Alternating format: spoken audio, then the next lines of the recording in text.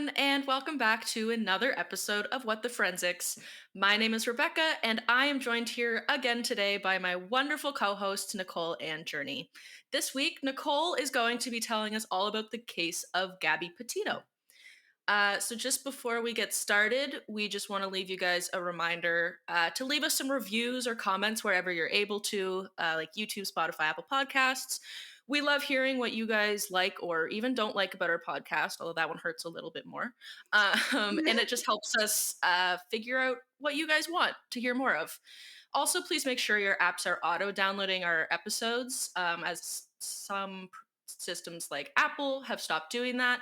We've noticed a really positive difference in our downloads lately. So, thank you guys so much. Keep downloading, keep listening.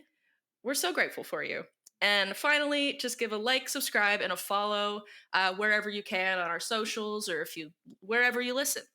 It really means a lot to us and really helps us keep doing this and get to have conversations with you guys every couple weeks. So before we get started, I would also just like to note that we have a listener's discretion, as we do have detailed descriptions of domestic violence and suicide throughout this case. So, with that being said, I'm going to pass the mic on to Nicole so she can lead us in the discussion of Gabby Petito's life. Yes. So I don't have a lot on before everything kind of went down. There's been kind of a renewed fascination or interest in her case recently. I think at the time of her recording, there was a documentary posted on Netflix about the case and the crime and whatnot. So that kind of reamped everyone talking about it and are seeing it on social media. But I remember it kind of playing out as it was progressing back in 2021, but never really delved further deeper into it. So I'm looking forward to sharing that information with you guys here, especially since I think both of you haven't seen the documentary, which I do recommend watching. But going further from that, Gabby Petito was born on March 19th, 1999, and grew up in Blue Point, New York. While she was in high school, she had some mutual friends with Brian Laundrie, and he was 1 year her senior at the time. Well, I guess at all times he was 1 year her senior. And she had graduated high school in 2017. I had no idea she's our age. Yeah. I had no idea. Crazy. Like I thought not that like 1995 is significantly older because it's literally not. But I thought she was like a few years older. Yeah, than no. us. Yeah, same. Wow. She's our age. Wow. Not to age us, Crazy. airing it out online too. But yeah, our age. And when I heard that too, there's always a little bit of like selfishness when you see a birth date similar to yours. I was like, oh, she was born a day after me, kind of thing. Like a year Yeah. before me, but a day after.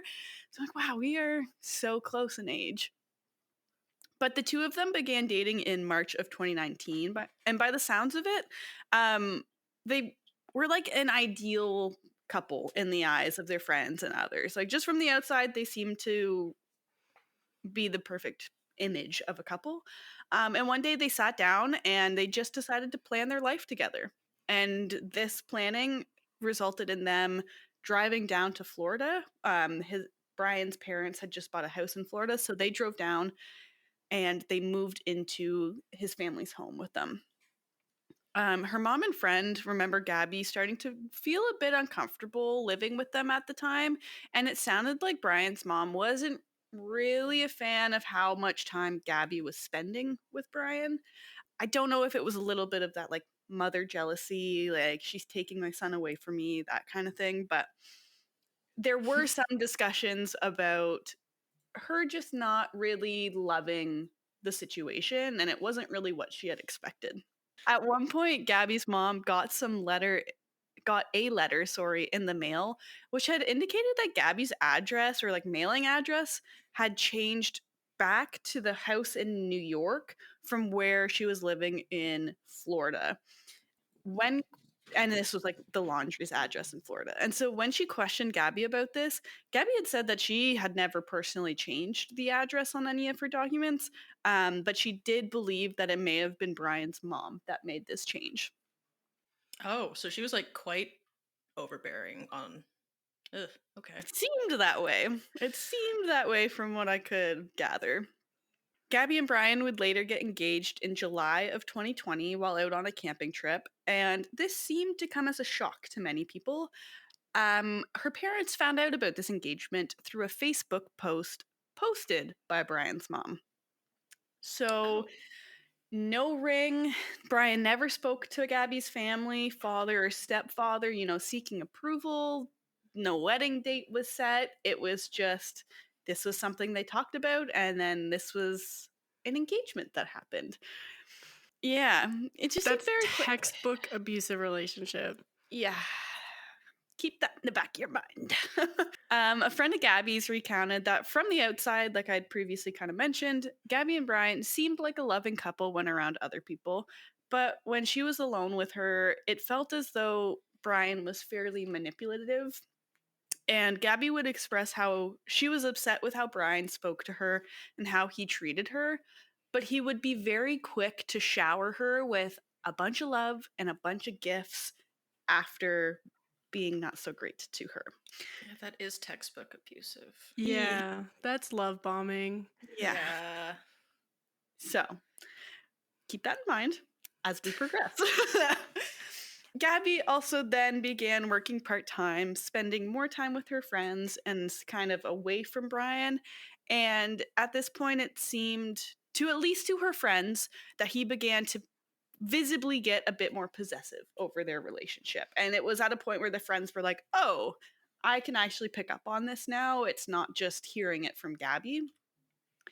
And so one of the friends, once it was kind of picked up on that, Brian was really needing to spend more time with her, kind of isolating her away from her friends and family.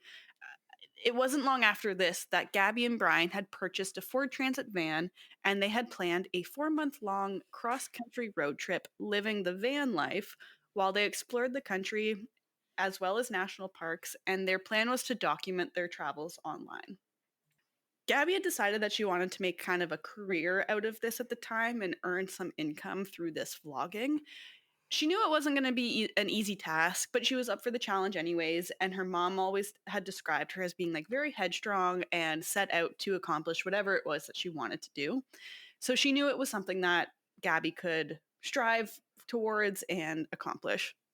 But it also seemed that Brian wasn't particularly thrilled about the idea, but he just kind of like went along with it anyways. Like, yeah, whatever, that's fine.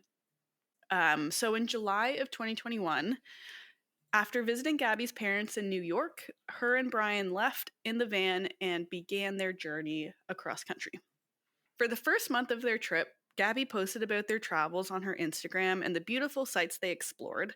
And I will say her Instagram is still active. So you can still see all of the pictures, all of the posts, the times, Oh, dates, wow. whatever. And things kind of took a turn on August 12th of 2021. This was 41 days into their trip, and a 911 call was made where the caller reported seeing a confrontation between two people and witnessed a gentleman slapping a girl, and that the two of them were running up and down the sidewalk where he proceeded to hit her.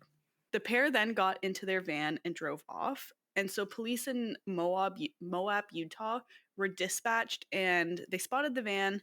They saw it swerving over the center line and then hitting a curb. And so the police did pull them over just to see what was going on. They were able to match the van and the license plate to this van that they were following. And they also just weren't positive if they were intoxicated, what was going on, why they were kind of all over the road. And in body cam footage that's been released, Gabby, throughout the entirety of it, is seen visibly upset and crying. She has a couple marks on her face and her body, which the police do point out in the body cam footage. And Brian is seen with a couple scratches on his face. And in Gabby's statement to the police, she told them that they had had a stressful morning working on editing content. They had been at a cafe or somewhere grabbing breakfast, and the two had just been fighting all morning. Brian had supposedly locked her out of the van, telling her to take a breather and to calm down. And that, I think, is what kind of escalated everything. And Brian shared that Gabby had her phone in her hand, and as he was trying to get her to calm down, she had kind of hit him with it in the face, just under the eye. And when speaking with police, Gabby admitted to being the first one to hit Brian. Like, she admitted to hitting him first, saying that she was lightly or jokingly slapping him a couple of, not jokingly, but like slapping him a couple of times when he had kept telling her to shut up and like to be quiet. And when he was trying to tell her to calm down, that's when she would hit him in an attempt to get him to stop. And so his reaction was grabbing her arm and showing a bit of force back. And when asked if Brian had hit her, Gabby had shared that he had forcefully grabbed her face in a heated exchange.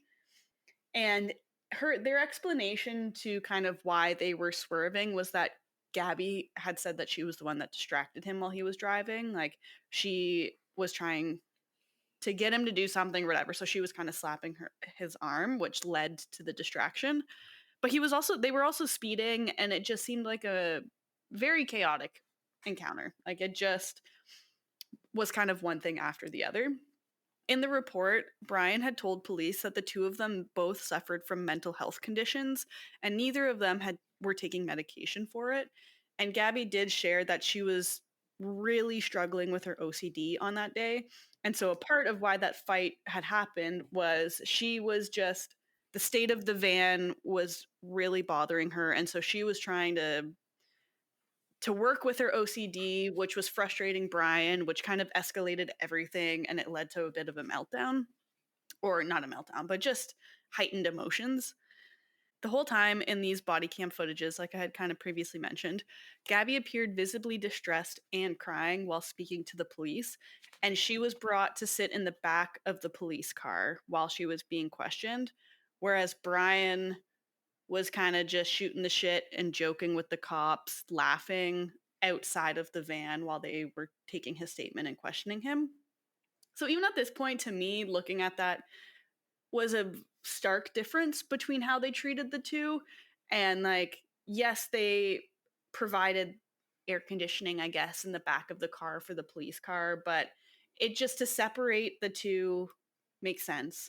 But to throw Gabby then into the back of the police car seemed like a bit of a strange thing. I don't know. And it just kind of progressed from there. The police concluded that there were no significant injuries reported and that the situation was more of a quote unquote mental health break than a domestic assault. And they also noted that Gabby was the primary aggressor in this situation. So the officers decided not to press charges and no arrests were made. And so in the body cam footage, you can hear the cop saying, like, well, we could charge Gabby with assault, kind of like physical assault or domestic assault, but we're not going to do that.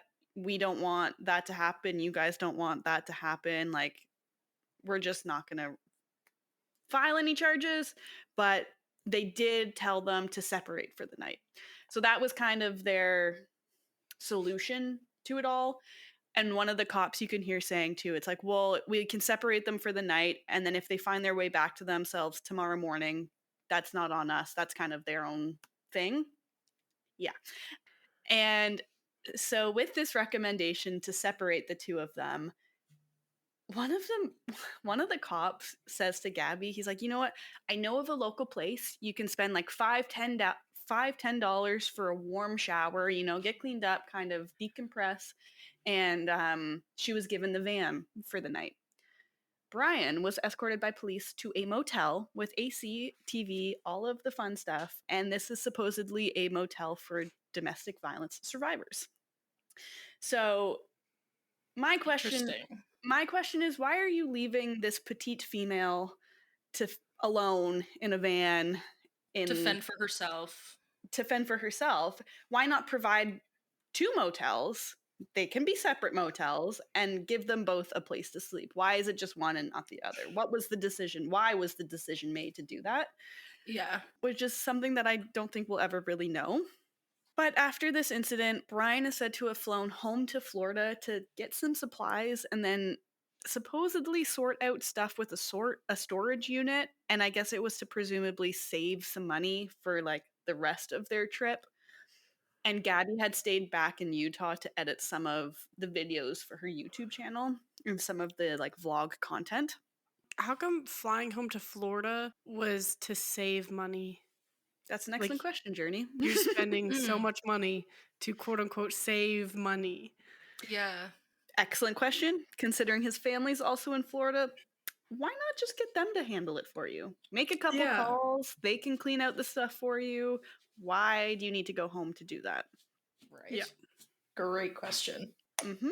Mm-hmm. You'll notice there are just odd inconsistencies throughout the story. But a week after being pulled over by the cops, Gabby had posted their first YouTube video titled Van Life Beginning Our Van Life Journey. It's about an 11-minute video, I believe, on YouTube. And, they're seen smiling, laughing, kissing, having a great time. And you wouldn't really expect anything other than a happy couple traveling the United States. It does a very good job portraying their relationship in a positive light. Yes, which I think social media does wonders for. Like everyone tries to put forward their best self and it really masks what may actually be going on. Yeah, it's a Um really good example of like cognitive dissonance in this situation where they just had this huge fight mhm. and now she's like, "No, we're fine because look at how happy we are. Look at like it's not all bad because we have these beautiful moments of love, I guess." Exactly. And even on August 12th too, so the day that all of this was happening, she posted twice on Facebook, or not Facebook, sorry, on Instagram. She posted they were at, where was it? The Arches National Park, as if nothing was going on, nothing happened. But I did notice that the photos were just of her. Like you do see Brian throughout her Instagram posts every now and then, but these ones were strictly photos of herself, which I thought interesting. Mhm. And I don't know if this was posted in the morning, kind of when she was doing all of that admin stuff for her channel and for the up and coming vlogs, or if it was after. I'm not positive in that regard. But she was posting on that day as if kind of nothing really happened. But a few days later, while Brian's in Florida and Gabby is still in Utah by herself, she supposedly had reached out to her ex boyfriend at the time. And they had just kind of gotten caught up over the phone and chatting about life and whatnot. And he does recall that near the end of their conversation, she had kind of alluded to the fact that she had this plan to leave Brian, but by the sounds of just her voice and how she was telling him, he kind of felt as though Gabby wasn't entirely sure how Brian would react to this news, and it almost seemed like there was some hesitance and some almost fear in what the outcome could be. Yeah. Um, That makes sense. yeah. So on August 25th of 2021, so a couple days after the August 12th incident, Gabby posted a set of pictures of herself in front of a mural of a monarch butterfly in Ogden, Utah. And this was also a day where she had FaceTimed her mom because throughout the entirety of the trip, she had been FaceTiming her friends and their parents just to get caught up and keep them in the loop, I guess, of everything. Because as parents and family and friends, I could see how it could be scary to have your 22-year-old, I believe she was at the time, traveling middle of nowhere at times with her boyfriend. Yeah, Um, they're doing a 4-month road trip. Like, I can imagine, I mean, because they rented a van, wanted a van life, they're obviously living in the van, mhm, just stopping on the side of the road. Yeah, I would be concerned too if I had a daughter doing that. I would let her go, but I'd be yeah, concerned. yeah. And so the mom was like, the family was very active in checking up on her and like talking to her and just seeing how she was doing. Do you know how her family felt about Brian? By the sounds of it in the documentary, like initially they didn't really think anything of it. Like he was very quiet, he was very polite, he kind of kept to himself. But they did notice some changes over time, and I don't think they were 100% sure on how to feel about him because I also don't think Gabby was very forthcoming in sharing, at least to her parents, the situations that they found themselves in. Yeah.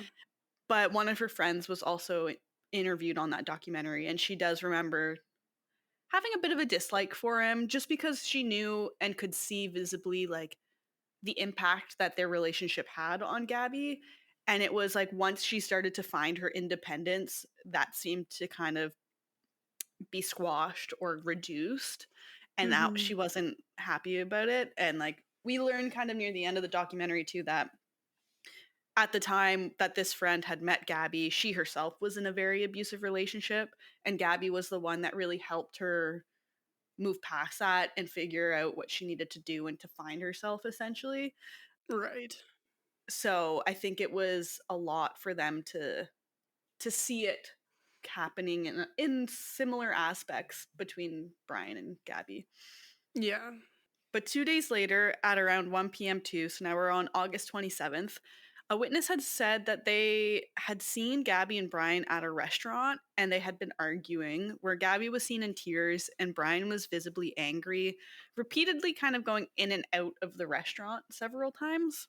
And at 1:45 p.m., phone records have shown that Gabby tried calling her ex again, which is confirmed by the ex in the documentary, but he was at work and so he wasn't able to answer the phone.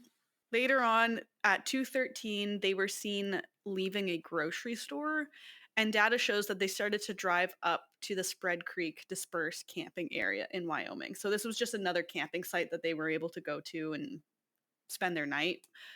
Gabby had been texting her mom that evening, and I guess within that conversation, her mom kind of sensed something was going on. And so she had asked them, she's like, "Are you guys breaking up? Or is that something that's going to happen?" And Gabby kind of played it off and joked that, she would make more money as a solo female hiker doing these vlogs, which kind of stuck out to her mom. Like, okay, I don't know. She didn't really think anything of it, but also kept it in the back of her mind. Like, that's a tidbit of information that seems to be of importance.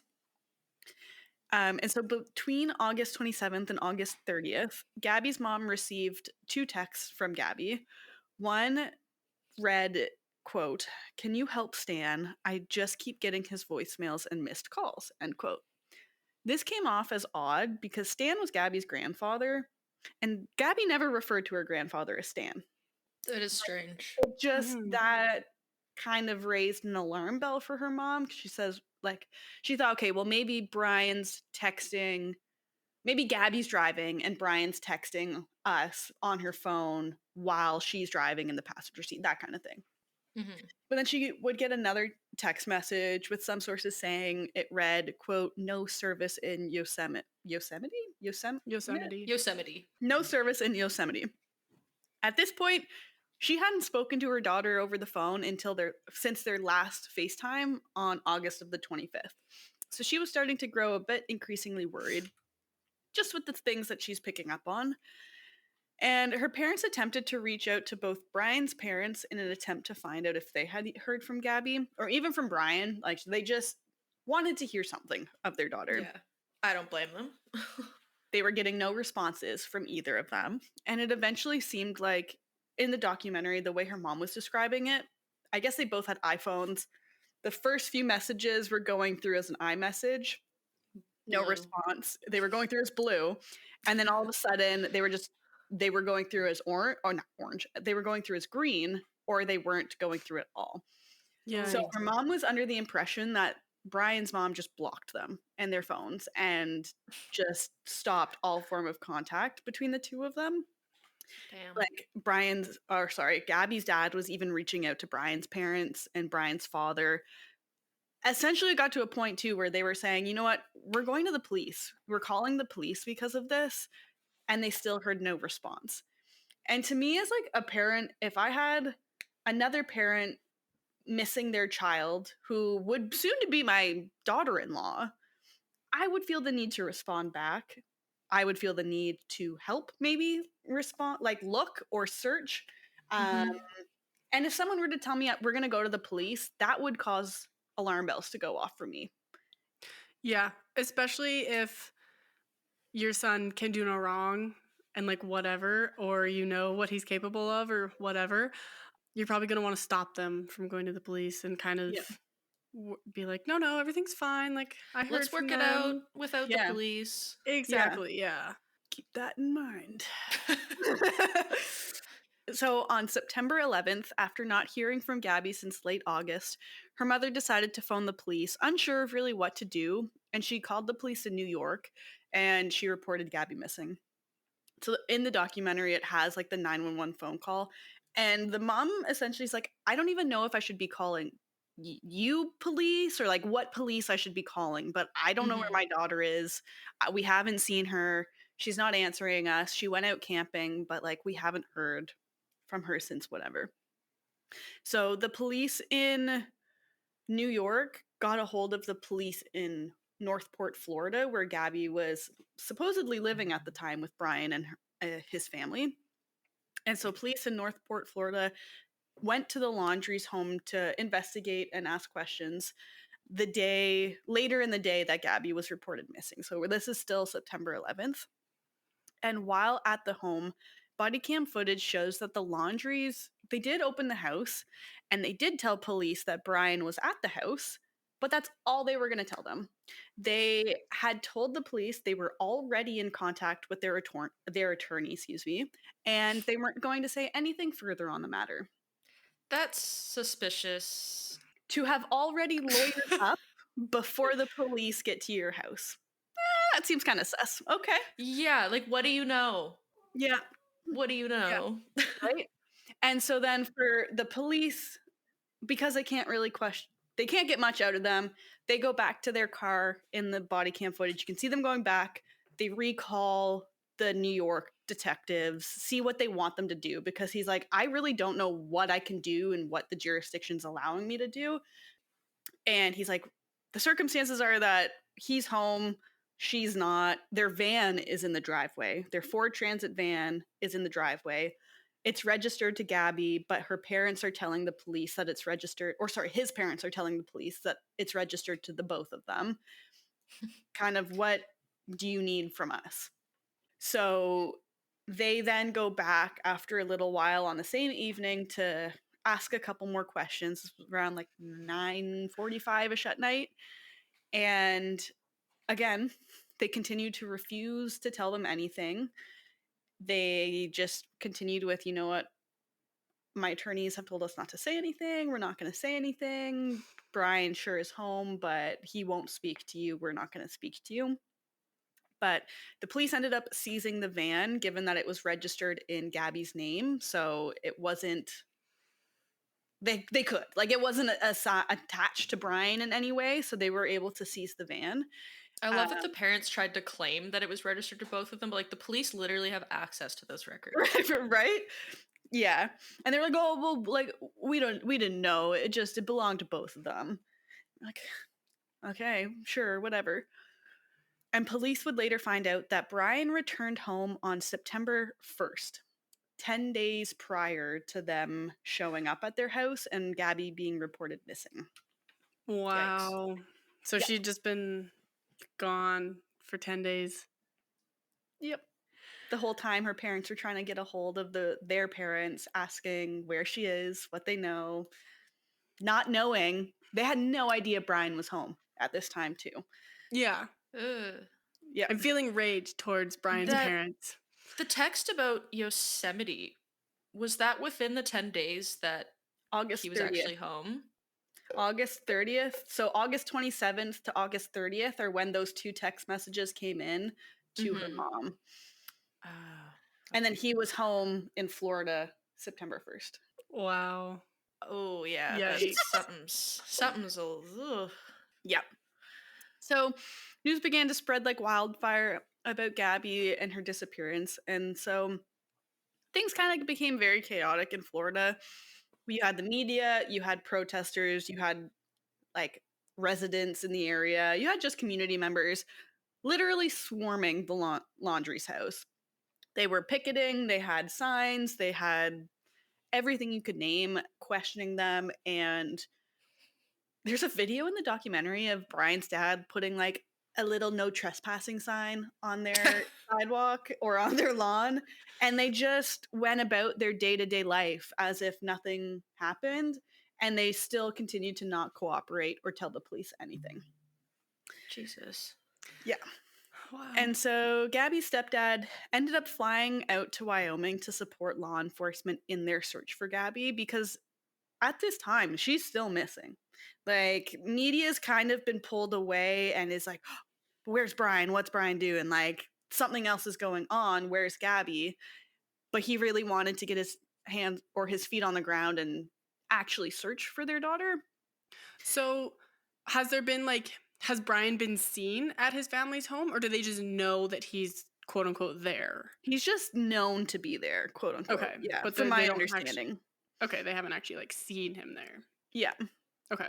And I don't know if I don't believe the police had tried to interview him. I don't know. It just seemed very strange and just kind of going off of the parents' word.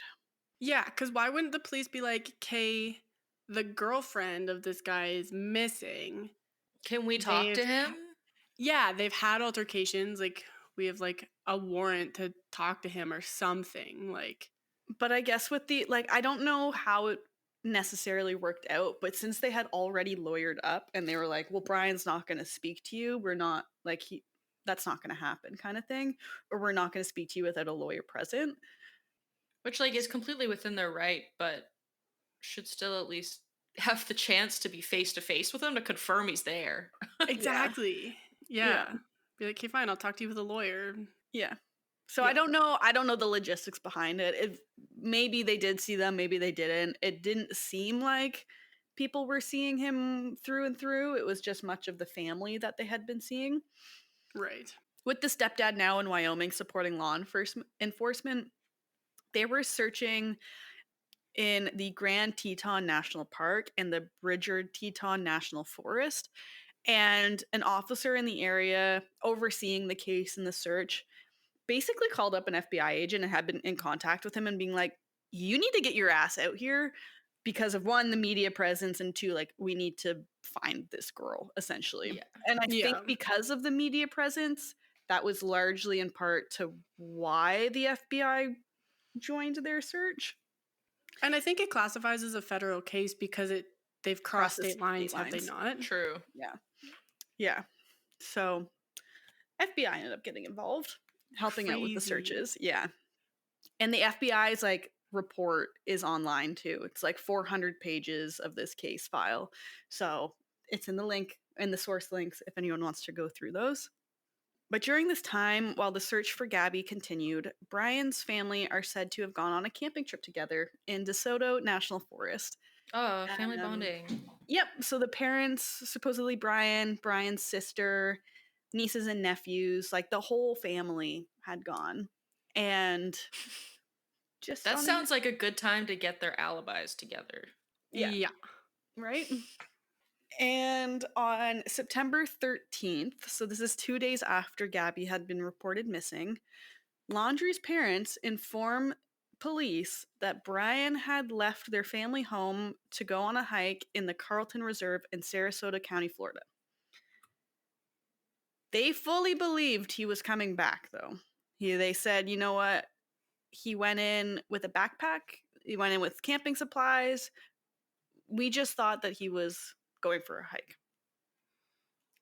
The next day, a car parked in the reserve, or the Sarasota County Carlton Reserve.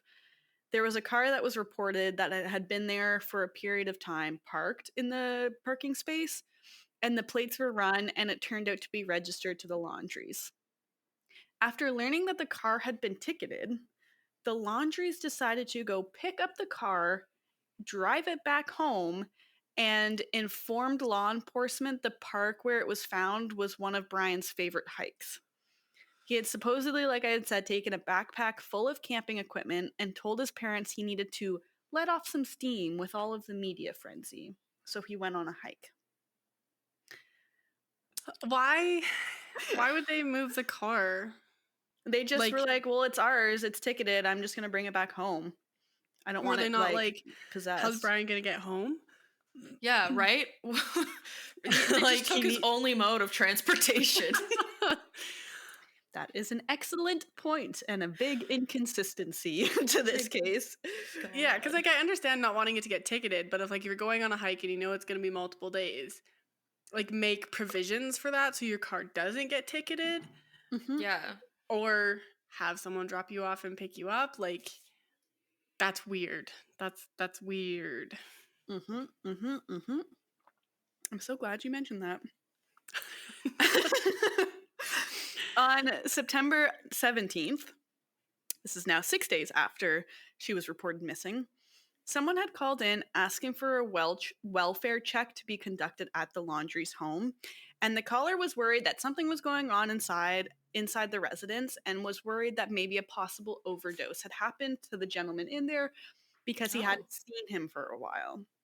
And I don't know if this is just smart on the caller's side of getting in to even see if getting law enforcement in to see if he's even there, or if Yeah. it was actually a concerned neighbor.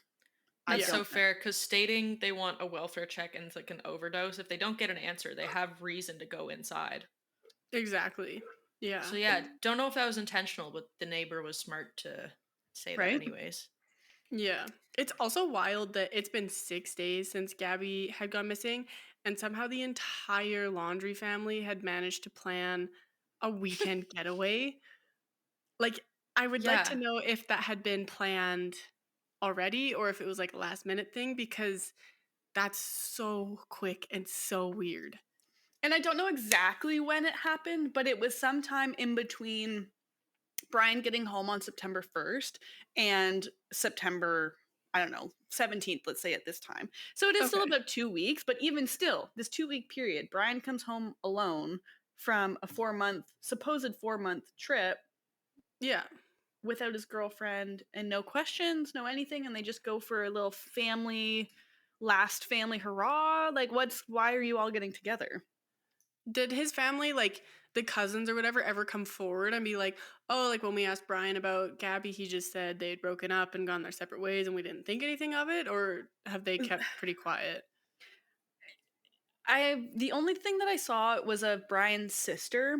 She had come out, so there were some reporters that had come to their house, and they basically were like, why did this happen? Why are you all going on a camping trip?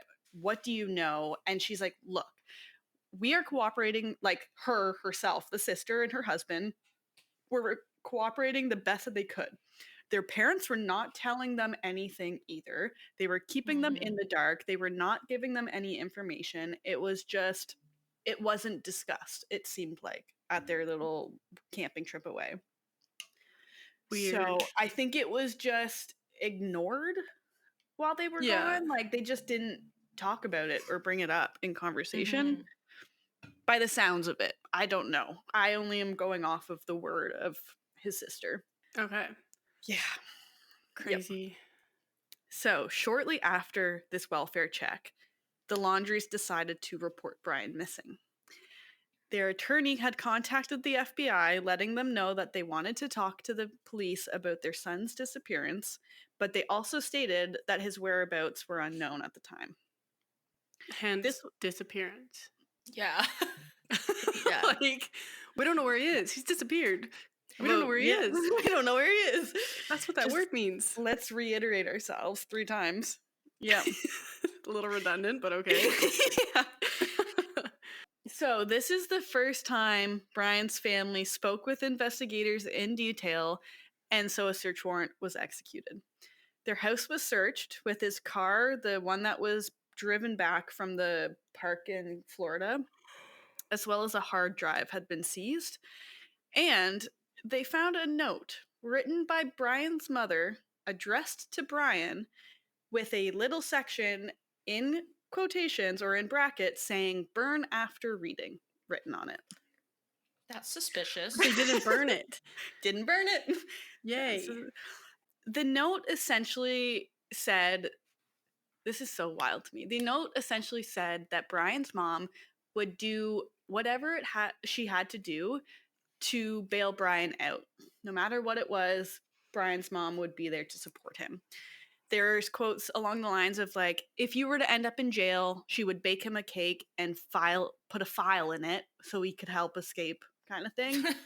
And even going to say, if you need to dispose of a body, I will bring you a shovel. Wow. Like, I hate Okay. parents Mhm. like that. like you are so like it's not a healthy family, not a healthy relationship between them. It's just not good. Yeah. People shouldn't murder people. Yeah. Don't protect murderers. Yep. And like I can only imagine if my, if my brother were to be in some shit like this, my mom would be putting the case file together to hand to the police. Like she would literally be putting all of the facts. She's like, this is so wrong. Here, you can have all of this information, police. Get this man in jail. Yeah. Like, I So to understand, like, standing up for your son and, like, supporting them and stuff, but there's definitely a healthy way to do that and an extremely unhealthy way to do that. And I she is agree. so far into the unhealthy way, it's not even funny. I agree. I agree Boy mom. completely. Boy, mom, Yeah. literally. Ooh, I hate Crazy, it. I hate it. crazy boy mom. So yeah, now a week later, we've got like a week after her disappearance is reported missing, or Gabby's reported missing, excuse me. On September 18th, the search for Brian began, and this was done throughout the 24,000 acre Carlton Reserve, where his parents said they believed he went earlier that week. So It's the a area big search is area. a huge search area. And to make matters worse, the area had also experienced weeks of rain prior to this. So there were parts flooded out. And like investigators were saying, flooded to the point where they were like waist high, rib high in water trying to search through the area. Oh My my God. goodness. Yeah.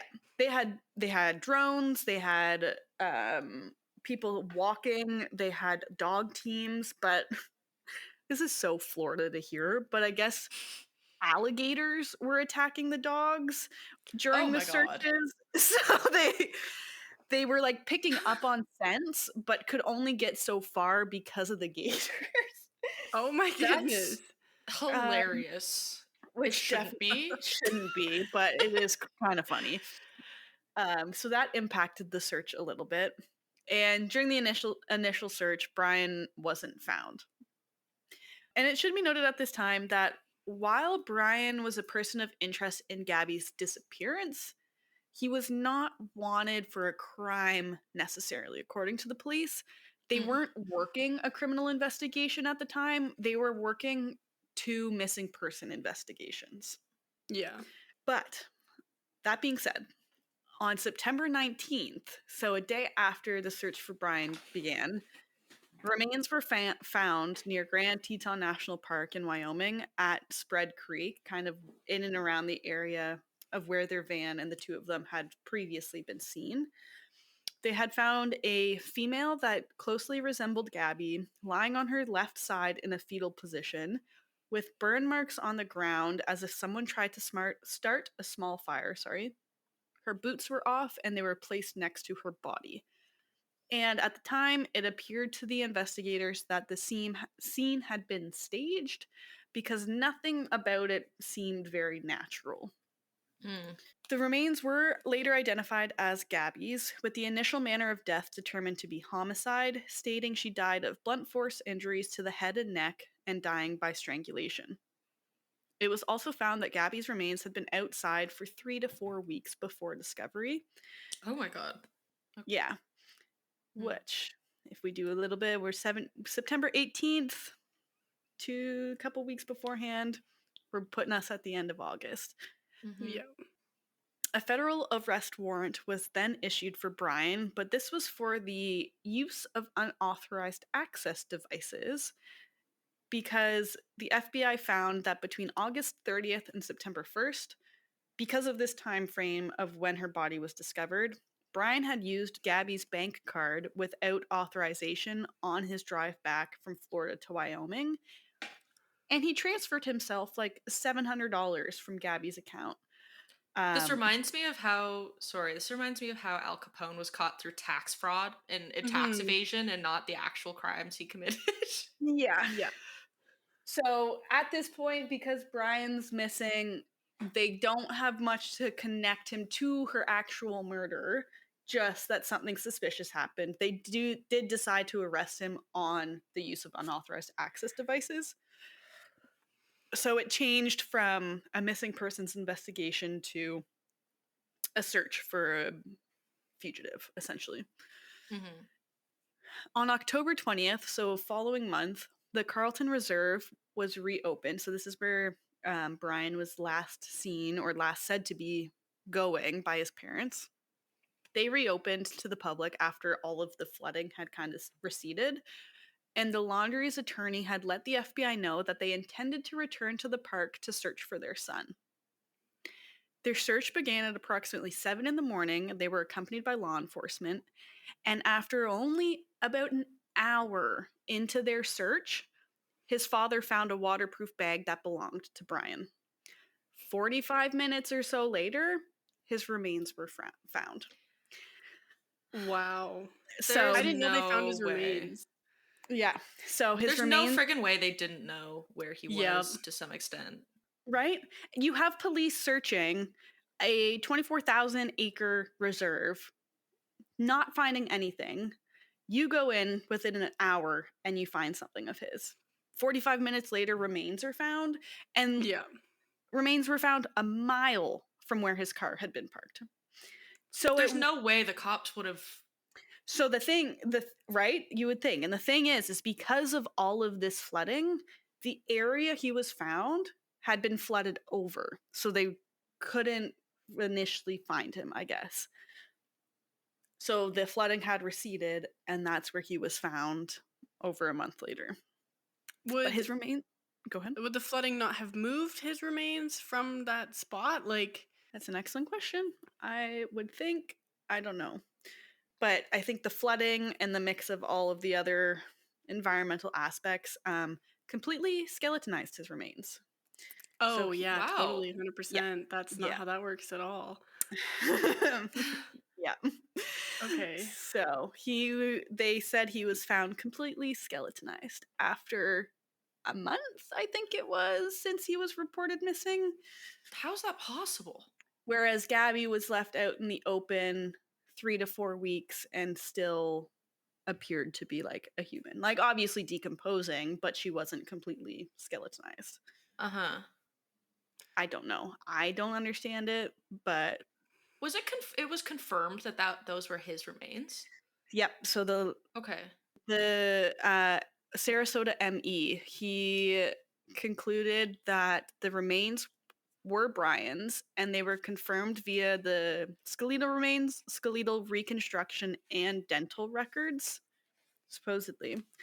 And he died of self-inflicted gunshot wound. Could, I If see there's a I see the gears turning in your brain. if there's a forensic professional out there that can maybe enlighten us on how a decomposing body reacts during a flooding, that And would how In be Florida? in Florida. yeah, that would be really helpful. Were there any like marks on his skeleton that like maybe gators were eating him? Like Yeah, I was wondering body that doesn't too. just like if gators are attacking dogs, how is there a full skeleton left of this man? And Yeah, how and is then it in if they were responsible for it, there would be like obvious marks on the skeleton. yeah. And like Mm-hmm. I don't know a lot about flooding, but I feel like I can piece together enough to think that his body's not going to stay in the same spot if the water is like waist high. Mm-hmm. Like Mm-hmm. bodies float when they're decomposing because they're filled with all the gases and shit. He's not just going to stay there. Mm-hmm. We should reach out to Meredith and see what she says. We really should actually because she's from Florida too. She's from Florida. She may know. Yeah, we'll have to send her a message Yeah. because it just it doesn't make sense. It doesn't line up. No. Hey guys, it's Editor Journey. I was just popping on here to let you guys know that we did reach out to Meredith with Suncoast Forensics. She clarified that Florida is a brutal, hot, and humid climate. It is absolutely possible for skeletonization to occur within a month, especially during a wet area subject to flooding or during a summer rainy season. She also said that while the skeletal remains may not have been completely cleaned and dry bone, he potentially still had some fibrous soft tissue but was overall skeletonized. So we hope that clears it up for you guys as well as it did for us. And enjoy the rest of the episode.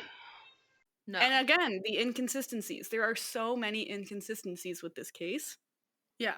But Well, even like what color was the skeleton when they found it? Because if it was bleach white, that doesn't happen in a month, especially if they're flooded. Like it should be like a really gross brown or like dirty, gross color.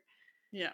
I didn't read anything on the color of like any more on the state of the remains, but it sounded like the dental comparison, which if they have the records, sure, maybe, but that was what was the big thing that confirmed him to the remains.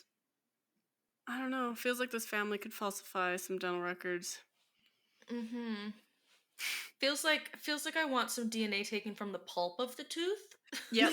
and tested against his family. Yeah. I agree. So they looked further inside the waterproof bag that was found near where his remains were found, and there were pictures of Brian and Gabby, a waterproof notebook, and letters addressed to his family. Within that waterproof notebook, there was a handwritten confession explaining the events of the evening that he had killed her. So he took responsibility for her death in this notebook and kind of laid it out as a story in this notebook. How lucky that he managed to store all this in this waterproof bag. How convenient. With all of the flooding that was going on too, that probably is Yeah. typically seen in this area in Florida. Yep. Yeah.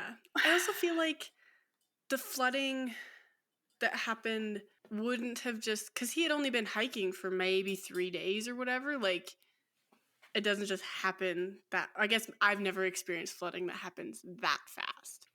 Yeah, it depends on the area too. Like, it's different being in the city here, but you can get some flash flooding in cities, but that's typically because the water doesn't have anywhere to go or like absorb into. But if you're in a reserve, I feel like there would be ground to seep into or like expanse for the water to go. Yeah. I don't know how flooding works in a deeper sense, but yeah, And I don't know. Even if there was places for it to go, if you were about to get that much rainfall, it is very irresponsible of you to then go on a multi-day hike. Yeah. Check the weather network. Yeah. Like, It's free. Like You should know your own state by now. yeah. especially if you're like that much of an experienced hiker to live in a van and travel across the world, like you know these things. Yeah. Or you should. Yeah. Yeah. In theory. In In theory. theory. So yeah, supposedly died of self-inflicted gunshot wound. Note confessing his crime. 4 months later, Gabby's parents claim in a Florida lawsuit seeking $30,000 in damages that Brian had told his parents he had killed her before he returned home from Wyoming, indicating that his parents concealed the information from investigators and Gabby's family while the search for her was ongoing. The Laundries moved, the Laundries moved to dismiss the lawsuit, claiming that it was baseless and frivolous. That being said, I would like to note, now that we have the FBI intel and data that they gathered, they were able to take a look at his phone call records and see what was going on around that time. So they found out that on August 27th, after Gabby sent the message to her mom about making more money as a solo female hiker, this was done at around 7:15 p.m., they also noted that files had been moved around on her hard drive at around 8:30 p.m., placing her supposedly alive or doing something on the hard drive. The following day, they then see pictures on Brian's phone showing that he left the Spread Creek area for a hike, many of these pictures being of various animal bones he had found throughout the hike. So it was a shift in kind of what the content was that he was taking photos of. It had gone from like scenic stuff to like skulls of animals he was seeing and ribs and whatever. At 1:20 p.m. on the 28th, he calls his mom, which lasted for just about under an hour. An outgoing phone call from his dad's phone is then seen made out to an attorney. Brian, his parents, then call back and forth until about 3:30 p.m., and his parents then wire a $25,000 or around there to their lawyer, to a lawyer. That is not in the slightest suspicious at all. At all. At all. At all. Wow. That's Yep. crazy. Yep. As he's hiking, Brian was sending texts to Gabby's phone, which was located and pinging up back at the Spread Creek area. On the 29th, Brian was picked up by 2 separate cars at different times, and he ended up hitching back to the Spread Creek area where the van was, and the messages on Gabby's phone weren't read until he got back to the van. Oh. Needless to say, a Florida judge denied the motion to dismiss the lawsuit, and they allowed it to move forward. Yep. I don't blame them. Good on the judge. Yeah. That's crazy. So, jump forward to June 2022. The contents of the notebook found near Brian's remains were released to the public, which I have all of the photos. They were released on the FBI website, so I'll put them in the source links as well. In it, he claims that the 2 of them were trying to make it back to the van on their hike before it got dark in the Spread Creek area, and hence the name. There is quite a large creek that traverses this area. And all of a sudden, I guess he heard a splash and a scream. The temperatures in Utah had been said to be dropping in the evening. Very warm in the day, very cold at night. And Gabby was supposedly in agonizing pain, but couldn't tell him exactly what hurt. And aside from like a bump on the head, her wrist hurting, and like her ankle hurting or something. He supposedly tried to start a fire to keep her warm, but as the night went on and it sounded like he kept waking her up throughout the night because he was scared that she had a concussion and didn't want her to sleep. But then he also said that like she would just continue to wail in pain after, and got like really mad that he wasn't letting her sleep, but also didn't want Brian to leave her in fear that the fire would go out and she'd kind of freeze. Yeah. So he decided to try and start a fire to keep her warm, and apparently Gabby begged for an end to her pain, and so he thought the merciful thing to do was to end her life, thinking that's what she wanted. I feel like the merciful thing is bringing her to a hospital. Yeah. Like painkillers? Reading the notebook made me so mad, in the sense that you can, like, if you are semi-familiar with very non-healthy relationships and the tactics used by certain people, you can pick up on the way he's trying to like shift his words and shift the narrative and whatever. Yeah. And the note details how after the fact he rushed home to spend time with his family, and that he decided to end his life, quote, not because of fear of punishment, but rather because I can't stand to live another day without her, end quote. Like, one, shut up, actually. Yeah. I'm sorry, Yeah. but no, Like, I'm I not don't going to have any believe that, sympathy. actually. Like, Yeah, highly doubtful. yeah. And he ends the note saying, quote, please pick up all of my things. Gabby hated people who litter, end quote. Fuck Okay. you, man. Like, I have nothing nice to say. Yeah. No, not at all. I would also like to mention, as we've kind of discussed with some inconsistencies, but the investigation found that Brian is believed to have killed Gabby prior and moved her body to where it was found, and many of his written accounts did not line up with the autopsy findings. Yeah. Why do we see strangulation? I guess if it's the merciful thing to do to strangle her, but like, what? No.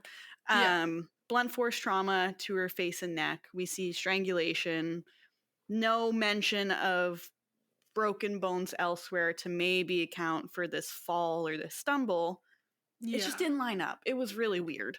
Yeah. And if the bump on the head that he talks about is blunt force trauma, like, That's a big bump. That's a big bump. big bump. Why are you staying wherever you are? Like, why are you not trying, like, calling rescuers or getting back? Like, there's You so would many think- other plans Sorry. of action. I was going to say, you would think if, like we said, if they're experienced, they've done this before, you would have some form of SOS, like the Zolio or whatever it was that you were talking about. Like, Exactly. just in case of emergencies for this exact reason Yeah.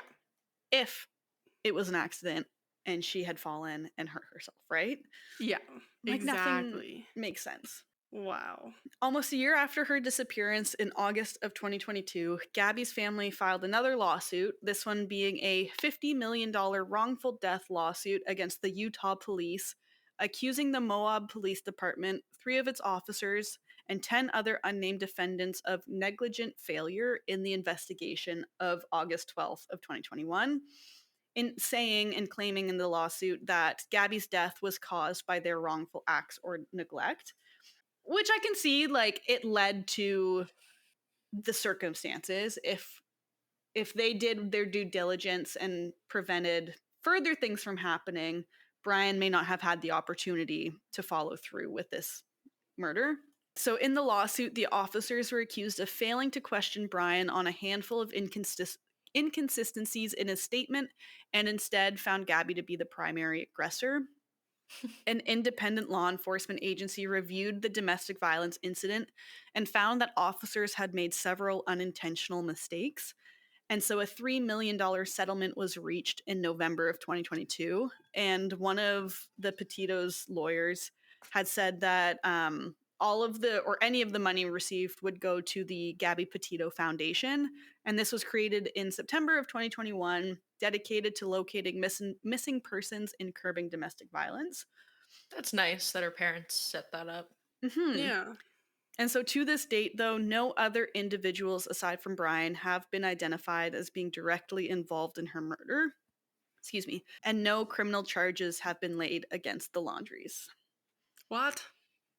Yep. Obstruction of justice? I was just gonna say that. That's such an easy one. Very blatantly. Yeah.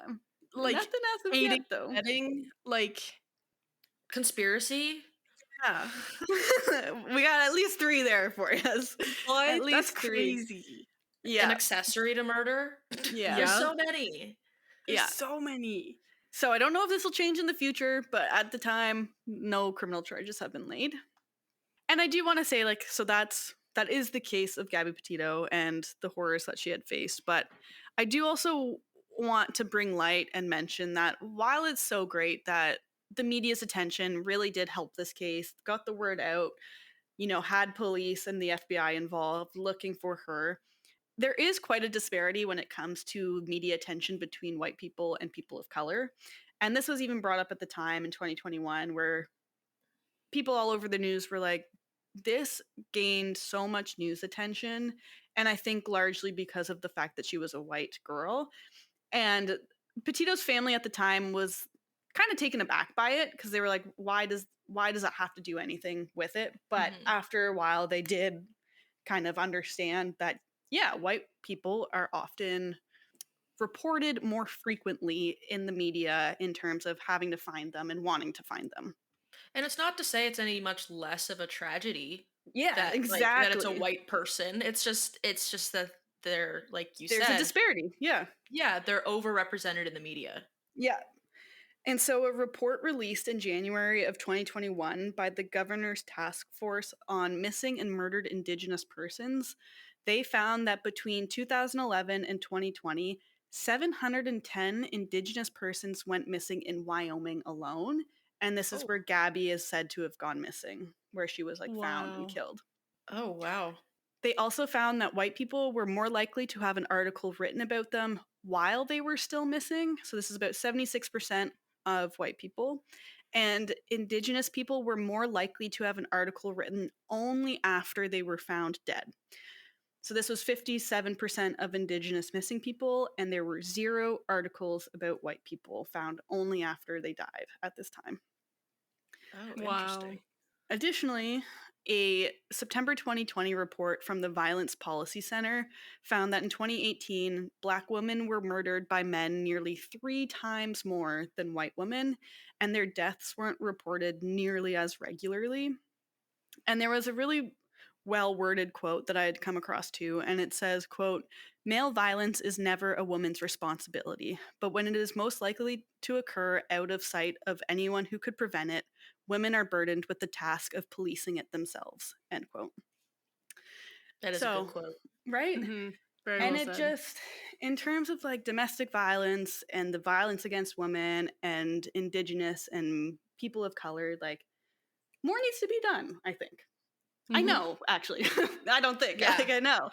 And so, like, while we are talking about Gabby Petito, it is also important, really, really important to recognize that missing and murdered Indigenous folks are everywhere, especially in Canada. Yeah. Black, like, persons of color, people of color are more underrepresented in all regards in media, especially in terms of crime. And the one article or the one report had also found that character framing was also a huge thing. So in articles with white people, it was all like positive character framing. They were like Mhm. great people, all of these things. But when it was persons of color, it was more predominantly negative character framing, or like they were drunk when they went missing. They were like all of these things to bring kind of negative views around the person. And I don't know. That's like the same sort of situation as when George Floyd was killed by police and all the people trying to justify it by saying, "Oh, but he was dealing illegal drugs." And it's like, That "Okay, and the doesn't police should have justify. killed him for that?" Yeah, Like, no, that Yeah. doesn't justify. no. But yeah, that's Gabby Petito. That is the messy, messy case and the inconsistencies of everything that went on. Yeah, another relatively recent case, kind of on a trend. The Mhm. last episode we did as well. But yeah. Yeah. Well, thank you so much for sharing that case with us and telling us all about it and the little nitty-gritty details. Like you, I kind of followed along with it like when it as it was unfolding. But then I never really kept up with it after the fact and after they were found. So it's really good to kind of hear the whole story. Mhm. And yeah, I appreciate it. I definitely will check out the documentary because now I want to see more. And I really want to see the not really want to, that's kind of morbid, but I want to see the dash cam footage or the police cam Yeah. footage. They sorry to interrupt, but I will say the Yeah. documentary has all of like her footage that she took and used, and it's eerie to see some of the footage she has with her and Brian where he just does not look pleased to be in these videos, and like Mhm. something's off. Like it just doesn't feel right.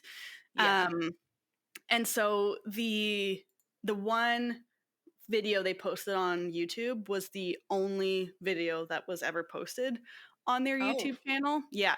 So wow. she posted it and that was her last one. And the Instagram photos in front of the monarch butterfly was the last photo she posted on Instagram too. But the video was posted on August 19th of 2021 and it had less than 500 views at the time of her murder. I took a look at it now. It has over 11 million views at the moment. Wow. Yeah. I So, and can then totally understand why, but wow. that skyrocketed too because the documentary was like at the time of this documentary it has 7 million views and that came out a month ago. Whew. Wow. Yeah, Yeah, that made a big difference on it then. right. Wow. Yeah. Well, So even like my mom and sister had watched the documentary, and then when I was talking to them, they were like, "We want to watch the YouTube video." So we watched the YouTube video as a result of this documentary, and I don't think it's anything they would have searched out yeah, otherwise. yeah, Yeah. so Yeah, that's so interesting. Well, yep, thank you so much, Nicole. I learned a lot. That poor girl deserved so much better. yeah. As do every victim of domestic violence. But with that said, I see that Journey has a forensic corner to share with us today. So, Journey, what do you got for us? What are we learning? Yeah. It is actually forensics, so that's kind of Ooh, cool. Oh, Um, yeah. It was very, very quick. So my write up's going to be better than my explanation right now, especially because I'm pretty sure I've just actively dissociated for that entire episode. Um,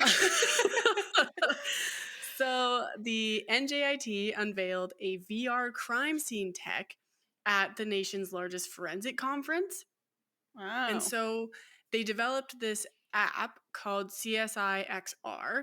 And so it's a virtual reality application that was developed at this NJIT that simulates crime scene scenarios in order to train crime scene investigators.